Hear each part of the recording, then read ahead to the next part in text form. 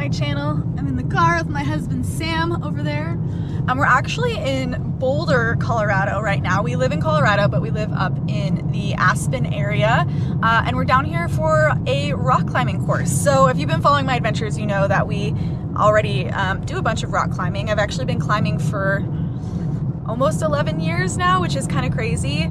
But this course is specifically for multi-pitch trad and some rope rescue techniques, because it's something that I've done a little bit of, not the rope rescue, but the multi-pitch trad, but not a ton.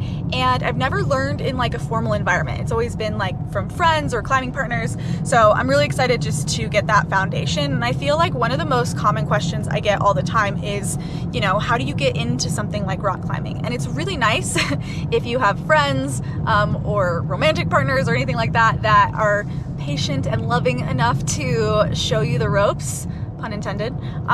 But that's not always the case. So this is actually one of the first climbing courses I've ever taken, and I'm super excited for the experience. But for those of you who are wanting to get into something like this, there are a ton of options for courses these days. So I'm gonna take you along for the journey with this one. It should be really, really fun. We're driving up into Boulder Canyon right now, which I've never been in, super exciting. So yeah, let's get climbing.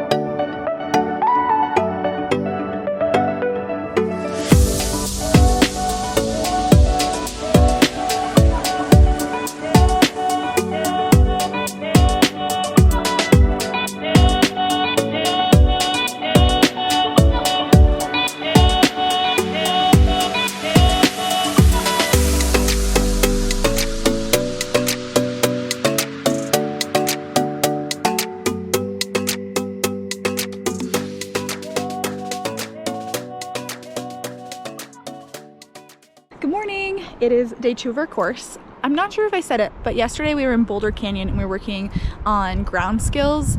Mostly, like, we climbed one route at the end of the day, but mostly we were just working on things on the ground that we will eventually need to apply up there. But better and safer to learn them on the ground first. Today we are in El Dorado Canyon, which is so beautiful. We had quite a hike up to where we're climbing right now. Very, very sweaty and hot, but now we're in the shade and it's very beautiful. And today we're gonna be still working on some skills, more like gear placement, and really getting some mileage with placing gear. But we're gonna do something called mock leading, where we're gonna technically be on a top rope, but get a chance to, you know, put gear in the wall as we go up. And then that way we can really get that experience and practice in a safe and controlled environment. So I'm super excited. I think we got like 3 or 4 routes that we get to play around on today, and it is really nice over here in the shade.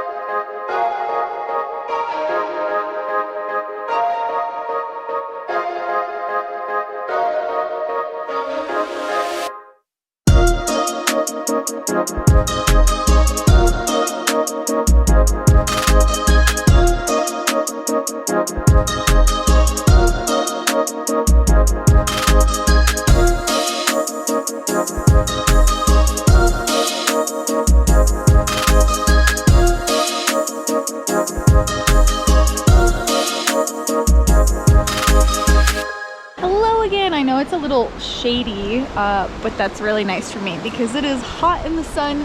It is day 3 of our multi-pitch trad / rope rescue course, and today we are doing more of the rope rescue technique. I'm actually hanging out on the side of this like kind of little mini cliff thing while Sam works on one of the skills up there to like practice lowering someone off, or even like pulling someone up with the like type of system that you need to use for multi-pitch trad.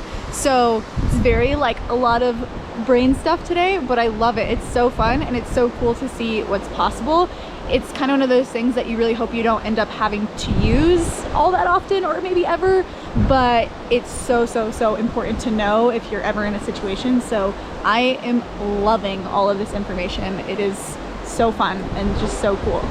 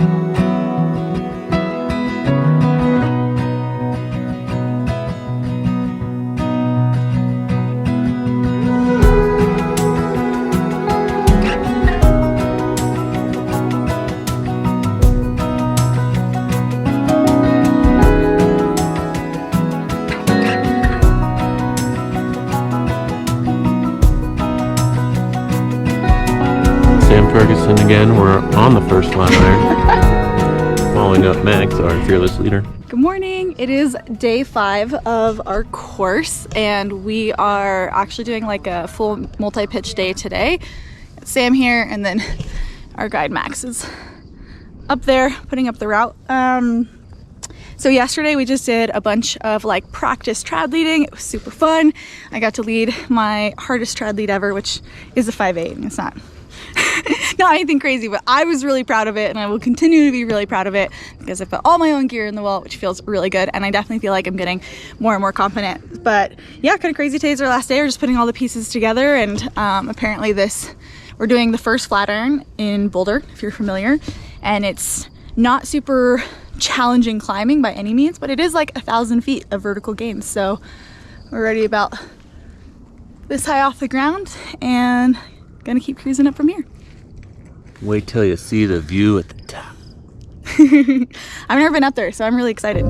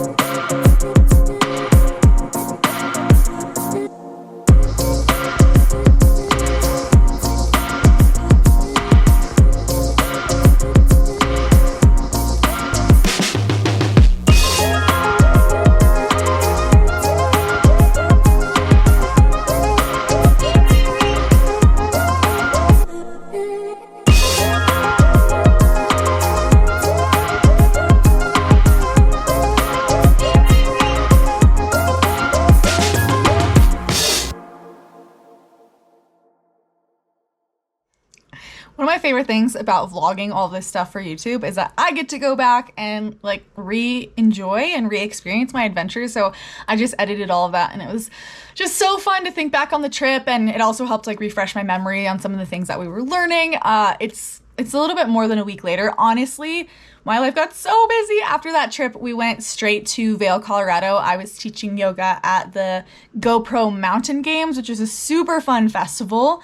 And then we came straight back home, and it's been one of the kind of busiest work weeks of my life. I know I share little snippets about what I do, but obviously social media is a big component. I'm also getting a master's in holistic nutrition. I'm doing a like year-long nutrition coaching program. And I have all my nutrition clients. So, with Black Iron Nutrition. So yeah, this week I've had deadlines with everything.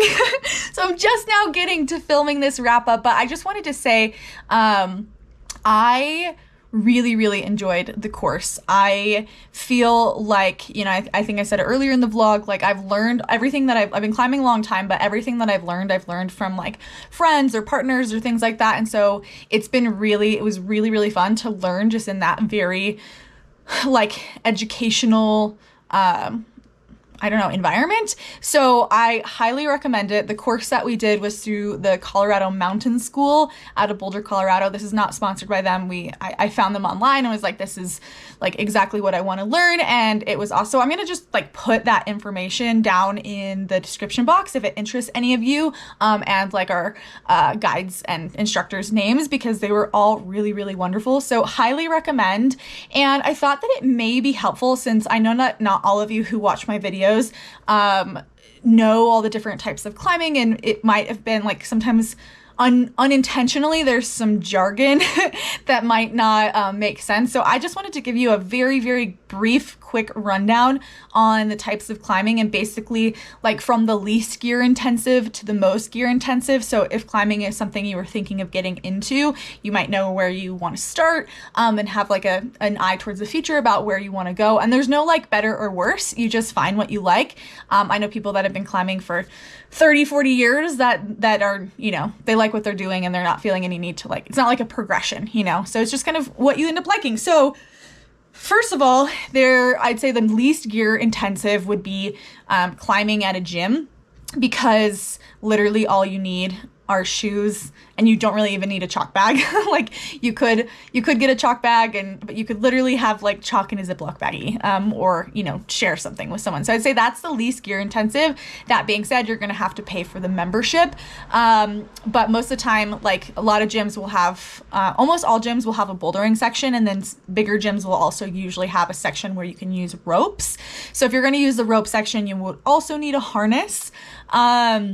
From there's just like bouldering outside, so you're going to need shoes and again, generally a chalk bag, but you could probably share that with the group, and then at least one bouldering pad. And that's when you start to get into slightly more expensive things, but depending on what you're bouldering, again, you could share one pad with a group of people. Obviously, the more pads you have to protect the ground underneath you, the safer it will be, but there are a lot of routes where you could really safely protect your bouldering route with just one pad. So that's a great option, and I know that that's where a lot of people start because it is the most affordable.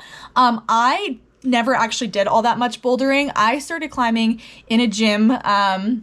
I didn't know anything about climbing. It just looked really fun, and the regular gym that I went to just happened to have a climbing section, and I thought that climbing was more fun than like lifting weights. So I got into it a little bit then, and then I started dating someone who was already a fairly experienced climber for his age, at least.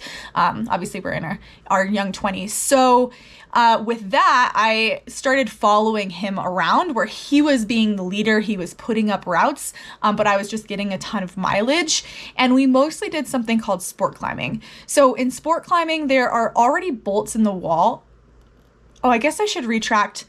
Well, I'll tell you sport climbing, and then I'll tell you one piece of the puzzle. So there are already bolts in the wall, and you clip something called quick draws into those bolts as you go up, or the leader does, and then brings the rope with them as they go.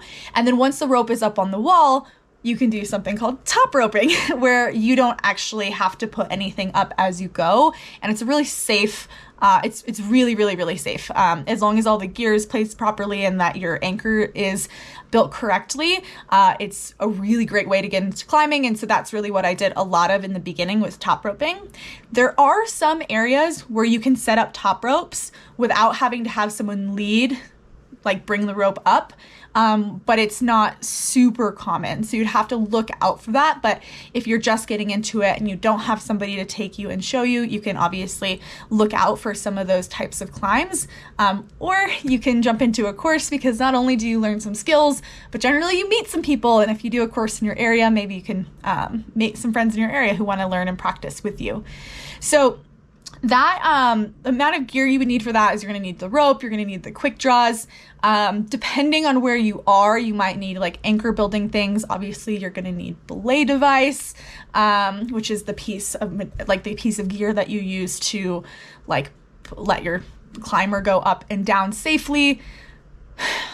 I may be missing something. Harness, shoes, chalk bag, some of the same stuff from before. And then what we were doing on this trip or this course was trad climbing. And trad climbing means there's nothing, generally no gear in the wall, no bolts or anything like that. And you actually have to put stuff in using the natural shapes of the rock. So this is like an obscenely large one, but you're using things like, this is a cam, and so you can squeeze it, and it fits in the crack, and then when you let go, it expands just enough that it sticks and creates this like traction. So the thing about this is you have to place them correctly. Again, this is an obscenely large one. It's in the house because all the ones we actually use every day are down with our regular climbing stuff. So use this or nuts, which you can kind of wedge into little constrictions. So trad climbing is fun, but it's definitely really gear intensive. Not gonna lie, like it's taking me like 6+ years to build up my trad rack and to buy these pieces, because it is like each one is a little bit of an investment, and it requires some extra knowledge because you're not just clipping into fixed gear. You're actually having to make sure that you put that in the wall properly, and that if you were to fall on it, it's going to be safe and it's going to catch you. So there's single pitch, which just means you're just doing one pitch. Or what we were working on in this course was not only doing trad, where we're putting in all this gear ourselves and building our own anchors and everything, but that we would actually keep going up. So we might do like 2 or 3 pitches up, and then you'd either rappel down or walk off. And then obviously the next level of multi-pitch trad is big walls. So I know a lot of you, I know a lot of people who didn't know much about climbing until recently, and they watched Alex Honnold's video. Now I can't think of the name. I'm sure one of you guys, put it in the comment. I'm sure one of you guys can help me remember. It's a great movie. Definitely makes your palms sweat, even if you are a climber. But that is a big wall. He did it free soloing, which requires basically no equipment except your shoes, but you're not attached to anything. So I'm not gonna recommend that people go out and do that. It's not something that, I mean, to each his own. You get to absorb, like, you get to choose the level of risk that you want to roll with, but I prefer to be attached to a rope. And it's one of the reasons why I actually don't really boulder, is I feel safer attached to a rope. Although bouldering, you're not necessarily that high off the ground. It's just easier to fall funny and like roll an ankle, or you're making harder moves, so it's harder on your tendons. So I've always just felt safer attached to a rope, even if I'm leading, which allows you to take a bigger fall than if you're just top roping. It's always felt safer to me. So anyways, I just wanted to give you that brief rundown. This is by no means an exhaustive explanation of these different modalities of climbing, but I just thought it would be helpful for you to kind of get somewhat of a visual picture of the different styles and what some of the things I was explaining in this video mean. If you have any questions, feel free to put them down in the comments below. Like I said, I've been climbing for a long time, but I'm by no means like, like a true expert. So I don't, I think that, depending on your questions, I might send you out and, to look for what the AMGA, the American Mountain Guide Association, I guess I've never had to break it down, what they recommend for these different things. So all of our instructors on the course were AMGA certified, which is a really, really big deal. And I don't know if that's something that I'll ever doing, because I don't see myself like teaching rock climbing ever, but man, like the level of understanding and depth that you need to get that certification it's really serious. So that's all I have for you. I hope that you guys are having an amazing week. As always, if you like this video, please give it a thumbs up. It really supports my channel. And if you haven't already, hit that subscribe button. See you next week.